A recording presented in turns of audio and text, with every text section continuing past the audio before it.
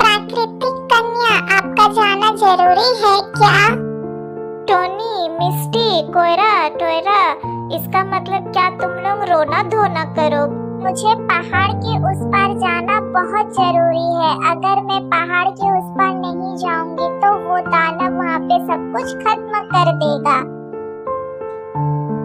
वो तो हम समझ रहे हैं, लेकिन हम लोग का क्या होगा? अगर कोई आके हम लोग के ऊपर आक्रमण करेगा तो हम लोग क्या करेंगे? नहीं होगा, मैं तो हूँ ही।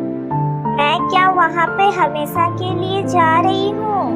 समझना होगा, मैं तो एक प्राकृतिक कन्या हूँ। प्रकृति के हर प्राणी की रक्षा करनी होगी। कन्या ठीक है, हम लोग सब कोई तुम्हारा इंतजार करेंगे। प्राकृतिक कन्या सबको बोल के वहाँ से जाती है दक्षिण की पहाड़ की ओर। झिंगालाला की बहन ने वहाँ पे आक्रमण करके रखी हुई थी। दिन के बाद समुद्र के बाहर इतने अच्छे अच्छे प्राणियों के मीट खाने को मिल रहा है। बचाओ, हम लोग के यहाँ राक्षस घुसा है। बचाओ, हम लोग के यहाँ राक्षस घुसा है। बचाओ, भागो, सब कोई भागो, जो जैसे जाता है भागो। लला है, हम लोग से बच के तुम लोग कहाँ जाओगी? सबको पकड़ पकड़ के खाऊंगी मैं। लाली अपना हाथ को लंबा करके पंछियों के पीछे जाती और एक एक पंछियों को सबको पकड़ के खाने लगती है। हे भगवान, इस राक्षस से हम लोग को कोई बचाएगा क्या? ऐसा कोई भी नहीं है यहाँ पे। हे भगवान, हम लोग को कोई बचा।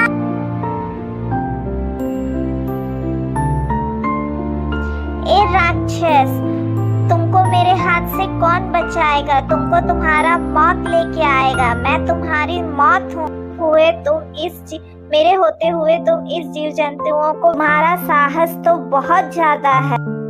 आज ही मैं तुम्हें मिट्टी से मिला दूंगी।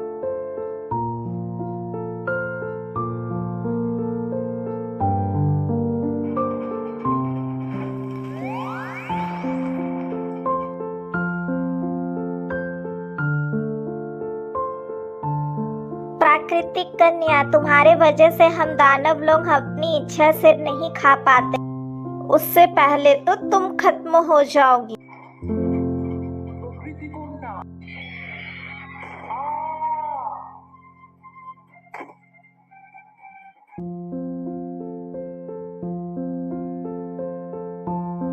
झिंगालाला अपने शक्तियों से ये जान पाता है कि उसकी बहन उधर मारी गई है।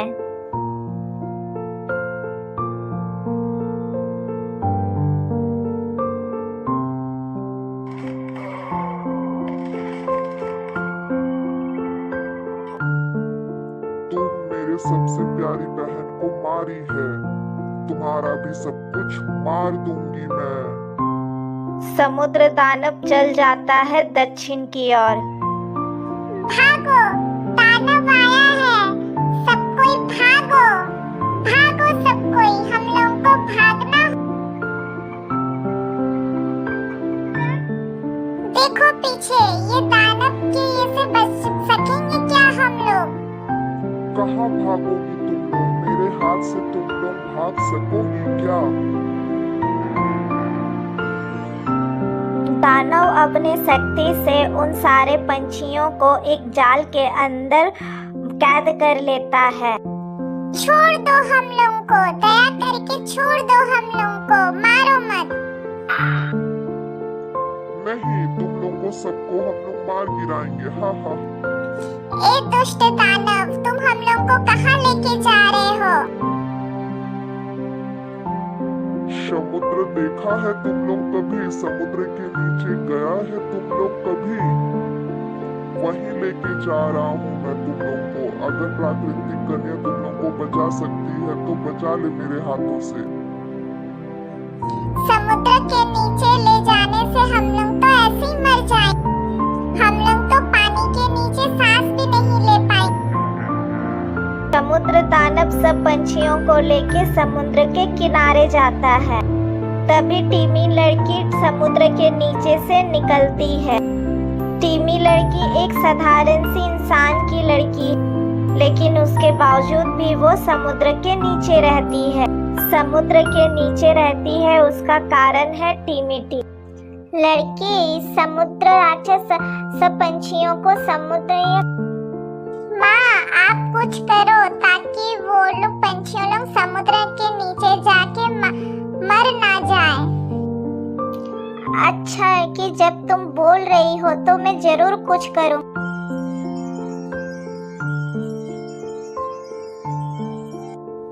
अरे ये तो फुल्का है, ये तुम लोगों का गले में कहाँ से आया?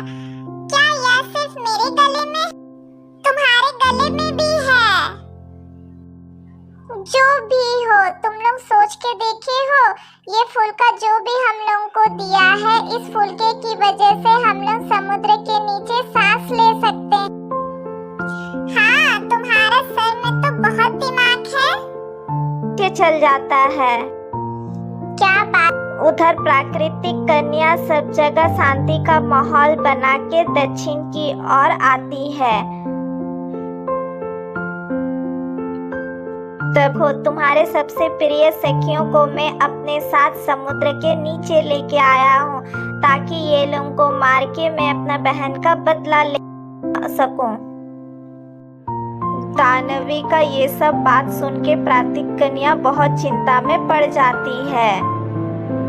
नहीं नहीं, ये सब मैं क्या सुन रही हूँ? मैं किसी भी कीमत में अपने में प्रिय सखियों को नहीं खो सकती। मैं वो लोग तो तैर भी नहीं सकती है, अभी तक वो लोग जिंदा तो है। मुझे अभी ही जाना होगा। प्राकृतिक कन्या समुद्र की यहाँ आती है।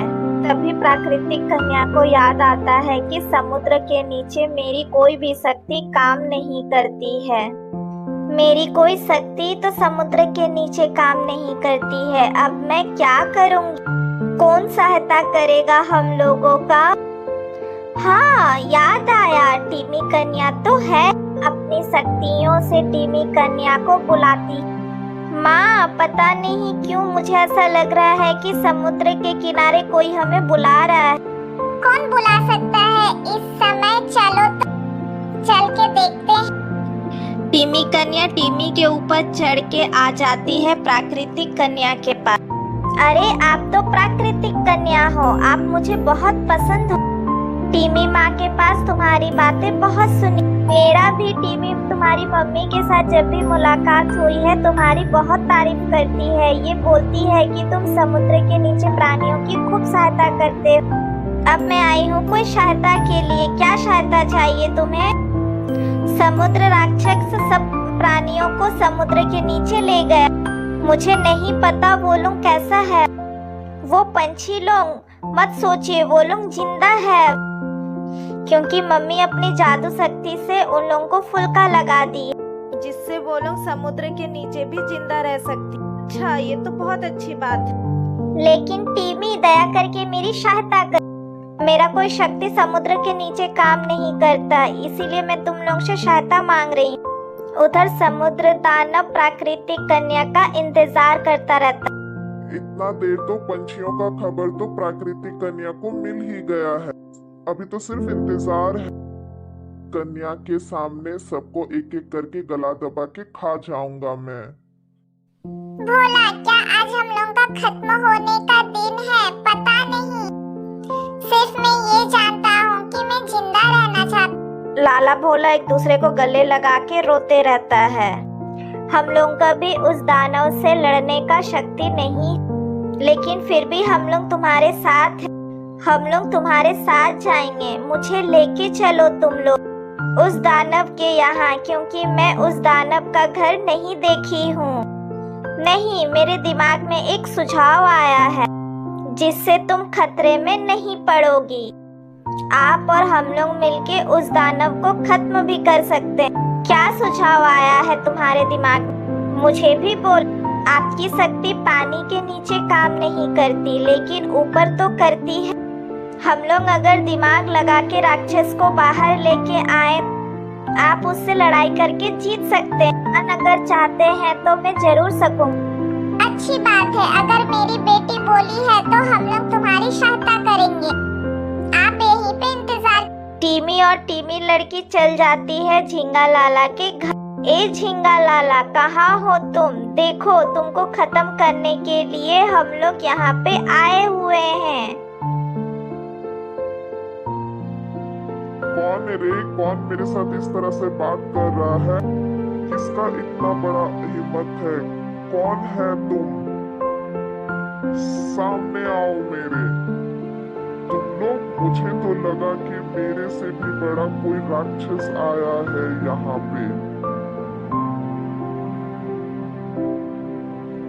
क्या बात है? तुम लोग मुझे खत्म करोगे?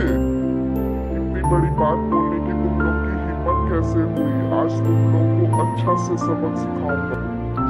हम लोग को सबक सिखाने से पहले तुम लोग को मुझे पकड़ना होगा।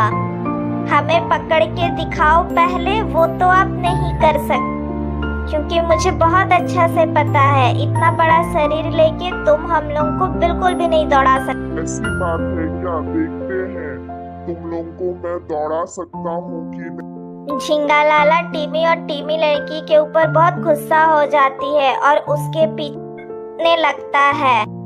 टीमी और टीमी लड़की भी दिमाग लगा के उस राक्षस को समुद्र से बाहर लेके आ कि मैं तो बाहर नहीं जा सकती, तुम समुद्र के किनारे जाके खड़ा हो। ठीक है माँ। और आप झींगा लाला से छुप छुप के जाके उसके घर के वहां से वो पंछियों को लेके बाहर आ जाओ। टीमी लड़की को समुद्र किनारे उतार के वो समुद्र के अंदर छुप के चल जाती है।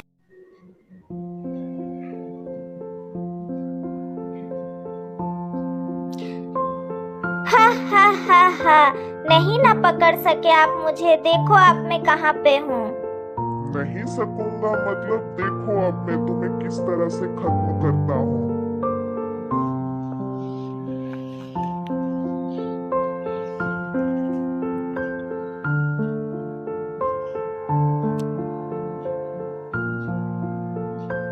ए दानव, उस पे आक्रमण करने से पहले तुम मुझसे लड़ाई। तुम? हाँ मैं। टीमी कन्या के साथ दिमाग लगा के मैं तुम्हें समुद्र से बाहर लेके आई हूँ। ओ अच्छा, इसका मतलब तुम लोग एक साथ मिले हुए हो। प्राकृतिक कन्या, तुम्हारी हिम्मत कैसे हुई मेरे से ऊंची आवाज में बात करने की? क्या तुम्हें नहीं पता तुम मेरी बहन को मारी? तुम्हारी बहन अपने पापों का फल मिला, अब तुम्हें भी मिलेगा। ये बोलने से पहले मैं तुम्हें मार। ऐसी बात है क्या? देखते हैं। ए मैं क्या देख रहा हूँ? ओए देखो तुम लोग, प्राकृतिक लड़की आ गई है। अब ये दुष्ट दानव को अच्छा सबक सिखाएगी।